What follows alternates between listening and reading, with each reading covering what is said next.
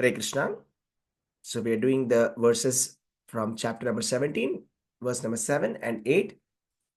Anybody would like to read this verse? Chapter number 17.7. Hare Krishna Prabhuji. Go ahead, please. Bhagavad Gita 17.7. Aharastvapi sarvasya trividho bhavati priyaha yajñastapastata dhanam tesham bhedamimam shrinu. Translation by His Divine Grace, Srila Prabhupada ki jai.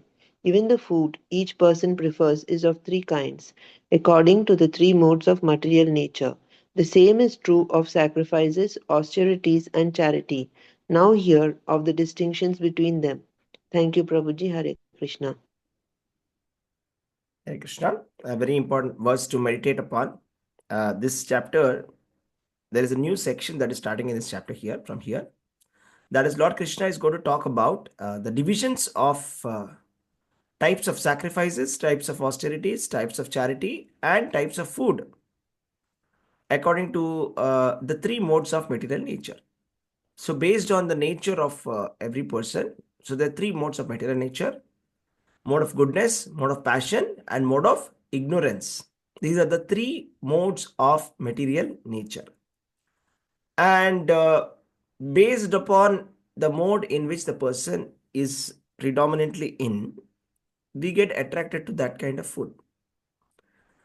And here it is that ahara means food. So a person prefers a kind of a food based on his modes of material nature. Okay. Whereas even that is the same for sacrifices, even the sacrifices that we do, religious activities that we do, charity that we do, and any kind of activities that we do, for that matter, kind of language that we use, or the kind of association that we have, or the kind of activities that we choose to do every single day, the kind of thoughts that we get in our mind, all of this also determine what is the mode of material nature for us. Okay, particularly in this chapter, we have yajna, dana, tapa, and ahara. These three things will be explained going further. Okay. So, how do we understand that? Because, see, sometimes it happens that we hear that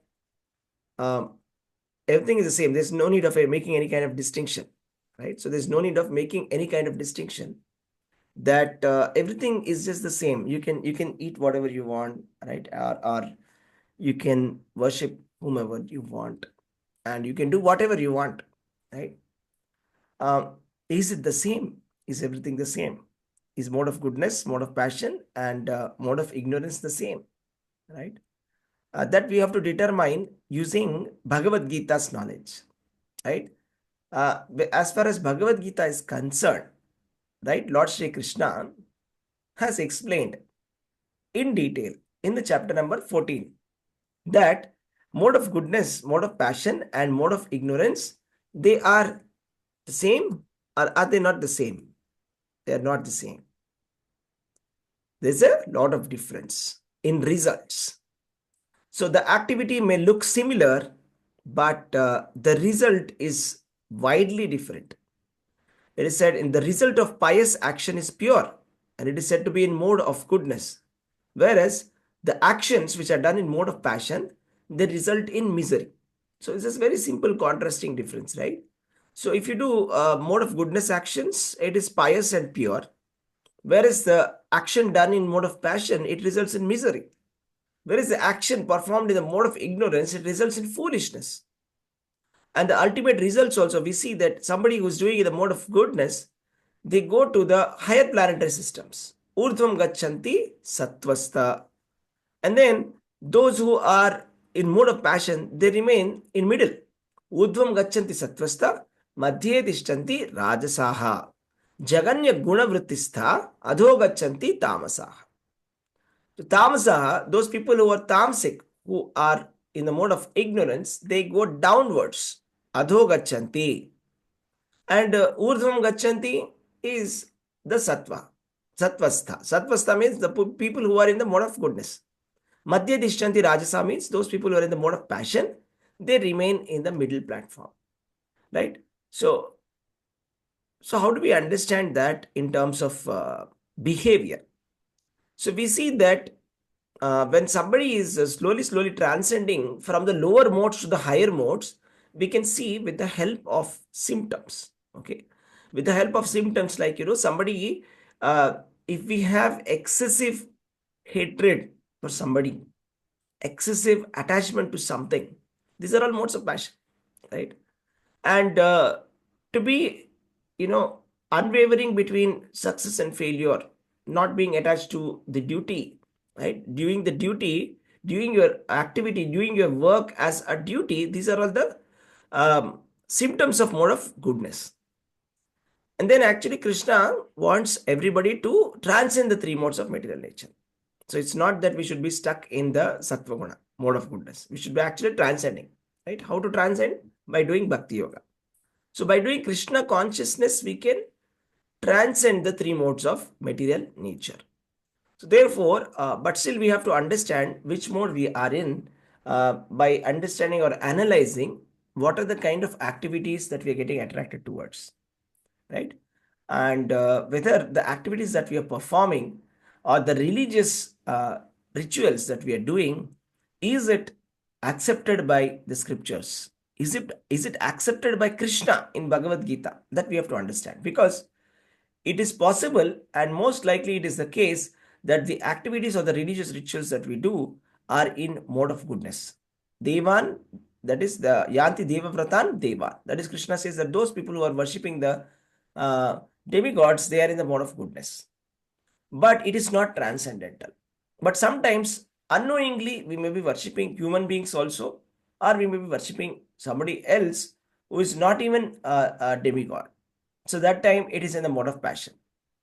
So sometimes there are some people who worship even the ghosts. So they are in the mode of ignorance. So like that, we have to analyze our what is our liking and what is our present platform. It helps us to understand our platform. So what is the benefit of understanding what is our platform? We can slowly rise to the higher platform and come towards the mode of goodness. So the point is, if you want to come to mode of goodness, you have to do devotional service. Devotional service helps you to come to the mode of goodness. So this is the very important point. So mamcha yo avyavicharena bhakti yogena sevate sagunan samatityaitan brahma bhuyaya kalpate. But if we do not do devotional service, or if we do not follow the rules and regulations of the devotional service, what happens is gradually we will lose interest in Krishna consciousness. So it's very important that we avoid sinful activities and we follow the rules and regulations of the bhakti rules and regulations, whatever the Acharya has given, whatever Srila Prabhupada has given, we should follow them. If we ignore these rules and regulations that are given by Srila Prabhupada, what happens? Gradually we will lose taste in Krishna consciousness, and we may fall out of bhakti. So that is like the greatest loss that can happen to anybody. So therefore, we should not take anything very lightly, should very carefully follow the rules and regulations. And also it is said here by Srila Prabhupada that it is for us to understand analytically what kind of performances are in what modes of material nature. And then they are called wise people. And then those people who cannot discriminate, they are called foolish. Discrimination is for the wise. Foolish people, they cannot discriminate. And then it's written here that there are missionary workers who advocate that one can do whatever he likes and attain perfection. We see this very commonly, right? God will understand. I will do whatever I want to do, right? So it is not like that. God is himself saying, you understand and you do it properly. God is not saying, you do whatever you want and I will understand whatever you do. That's not what God is saying in Bhagavad Gita, right? So this is our understanding. But Krishna is here in Bhagavad Gita. We see very clearly he's saying, do not associate with these three modes of material nature. He's saying, Nistrai Kunyo Bhava Arjuna. He says, be established in the mode of goodness and transcend to the mode of transcendental material nature. That is Vishuddha Sattva. That is the platform in which we can understand Krishna. That is the platform in which we can get liberation, right? Therefore, these missionary workers who are telling these kind of things, they are not acting according to the direction of scriptures. What they're doing is they're just misleading the people in general by just creating some new kind of activities. So it's like this. A lot of people these days, they just want to hear something, and whoever tells that, they'll be going to them. Like small children, you see, sometimes uh, some gullible people, they get very easily manipulated because they just want to hear what they want to hear. That's it. So these so-called spiritual leaders, they just tell what the public wants to hear, that there are no rules to be followed. Just do whatever you want to do, you're fine. Whatever you do, you'll go back to God. But then that is not the version of the scripture, right? And these people are simply misguiding. Why are they doing it? Just for the sake of gaining some popularity, just for the sake of maybe gaining some material benefits.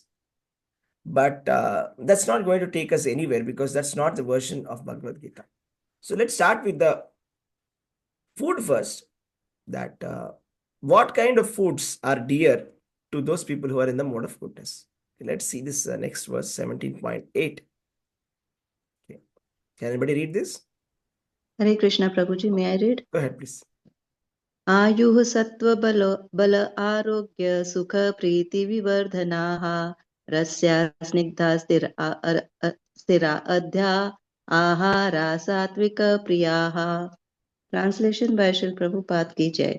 Foods dear to those in the mode of goodness increase the duration of life, purity one's existence, and give strength, health, happiness, and satisfaction. Such foods are juicy, fatty, wholesome, and pleasing to the heart. Hare Krishna. Hare Krishna Mataji. So it is said here, thank you. Foods dear to those in the mode of goodness. So, ahara satvika priya. Satvika priyaha. Satvika priyaha means those who are in the mode of goodness, they like these kind of foods. And those who are in the mode of good passion, they like different kind of foods. That we'll be seeing in the next verse, in the next session. But today we'll be focusing on the foods which are dear to those who are in the mode of goodness. That is Sattva Bala Arogya. Ayu Sattva Bala Arogya Sukha Preeti Vivardhanaha Rasyaha Snigdhaha Sthira Hridya Aharaha Satvika Priyaha. So let us see what it means. Ayuhu means increasing the duration of life. There are some foods which increase your duration of life, and there are some foods which decrease your duration of life. So what are the foods that can decrease your duration of life? They are the mode of passion and mode of ignorance. Like, for example, if you take some foods which are unhealthy foods, which are clearly junk foods, unhealthy foods, classified as those foods which can actually spoil your health, right? You see, for example, tobacco is injurious to health. That is not a very healthy food. It obviously doesn't increase the duration of your life, but it decreases it. Alcohol is injurious to health. It decreases your life. But ayu, which increases the duration of life, the foods which are like suitable to your nature, bodily nature. Every human being has got a certain kind of nature, okay? So the foods which are suiting your nature, they are the foods which are going to increase the duration of your life.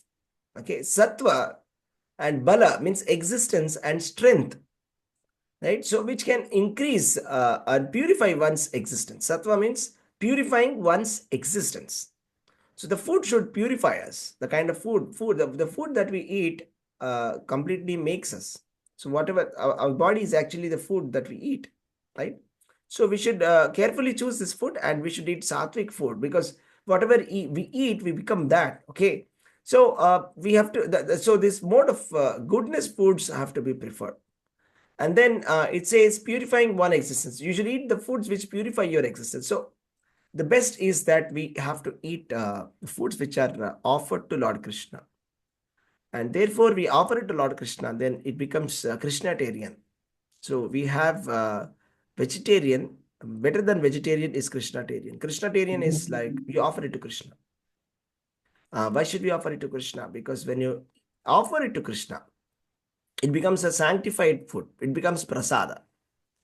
So whatever prasada we take, that sanctifies us, it purifies us, right? So and the food, if we do not offer it to the food to Krishna and we eat it for our satisfaction, Krishna is saying that those people who do not offer and eat Yagnashishta Sana Santo Muchante Sarva Kilbishai. That's the first line. That means those people who are offering the food to Krishna as a sacrifice and then they are eating the prasadam, Muchante Sarva Kilbishai. They become purified of all their sinful activities. And then, but those people who are not, right, that is called Stena Eva Hisaha. That means that person is a thief, a person who is trying to eat food which is not offered to Krishna, right? So such a person is a thief. So we should not, it says, others who prepare food for the personal sense enjoyment verily eats sin. Bhunjante te tvagam papam ye pachanti atma karanat. That means atma karanat means pachanti means cooking. Pachanti means cooking. Atma karanat means for my own sense enjoyment. I'm cooking it for myself. I just want to enjoy it. Right? That people, Krishna is saying, Bhunjante tu agam papam. Means agam papa. They are only eating sin. They're not eating food, but they're eating sin. That means they're simply increasing the sinful activities in their account by eating like that. So therefore, we do not prefer eating food which is not offered to Krishna. So Prabhupada very clearly says, never have food which is not offered to Krishna. So just make sure that you offer the food to Krishna, and the food should also be in a mode of goodness. You cannot offer to Krishna, meat or flesh or onion or garlic. All of these are sinful foods. And these sinful foods will actually increase our sin in our body. Taking coffee and tea is also considered to be an alcohol. It's similar to alcohol. So alcohol and onion, garlic also, a lot of people ask, why is it so much like that? See, we follow the scriptures, okay? For us, we don't try to find out the chemical composition and then avoid it. So for us, Krishna said it, we leave it. We're not trying to find out some chemistry here, okay? Physics, chemistry, etc., okay? Or biology, anything. That's not our matter. So because Krishna has given the scripture, that is our pramana, that's it. So the scriptures are saying very clearly, no intoxication, no meat eating. They are called as sinful activities. It even includes the onion and garlic as the foods which are in the mode of passion and mode of ignorance. And it's almost like it's a sinful activity also to be actually having them. So we should avoid it. That's it. Because the Veda is saying, because Krishna said it, we will not follow it. That's it. That's our pramana. So we avoid this kind of foods, and the sattva guna foods we take. Like for example, which is given here, the foods which are purifying us, the prasadam, right? And the kind of foods that are recommended, rasya, snigdha, that is juicy. Rasya means juicy foods, not dry foods. The opposite of rasya is ruksha. Eating dry food is ruksha. What is dry food? Frozen food is dry food, or completely dried food, right? This is all mode of passion. We avoid that. We take something juicy and fresh. Snigdha means fatty. Fatty again doesn't mean animal fat here. It just means that it is easy to eat it. It should not be like, sometimes the food is very, very dry. You won't be even able to swallow it. Okay. It should have sufficiently, you should have put cow ghee and should be taking it. Sthiraha, enduring, and hridyaha, pleasing to the heart. Right? And whatever food we are eating, it should be wholesome, should be pleasing to the heart. When you're eating the food, you should feel very happy about it. Such food is Satvika Priya. Foods dear to those in the mode of goodness increase the duration of life, purify one's existence, and give one strength, health, happiness, and satisfaction. Such foods are juicy, fatty, wholesome, and pleasing to the heart. So we should be very careful in eating our food, whatever, because it all starts from that. So we may think, how is spiritual practice connected with that? But it's very much connected with that. It's one of the things. There are many more. But that's one of the things, that's one kind of an indicator to tell us what platform we are currently in. Based on the food that we eat, we can understand our current platform. So we should avoid this kind of the Rajasic and Tamasic food. And we should actually be offering food to Krishna. And once we offer the food to Krishna, what happens is all the sinful activities of that food are also taken away. And then we can have that food very happy. And that too, when we are having it, we should not have it in the sense of enjoyment mood, but in the mood of taking prasada. Prasada means like this is a mercy of Krishna. So we should have that for every morsel that we eat, we should have that thankfulness that, oh, this is the food that Krishna has given me. This is the food that Krishna has tasted. So in that mood, we are supposed to be taking the prasadam with a great respect. We should take the food. So that is a version of Bhagavad Gita. Okay, so let's stop here. If you have any questions or any comments, you can ask. Hare Krishna. Any questions or comments? Okay, let's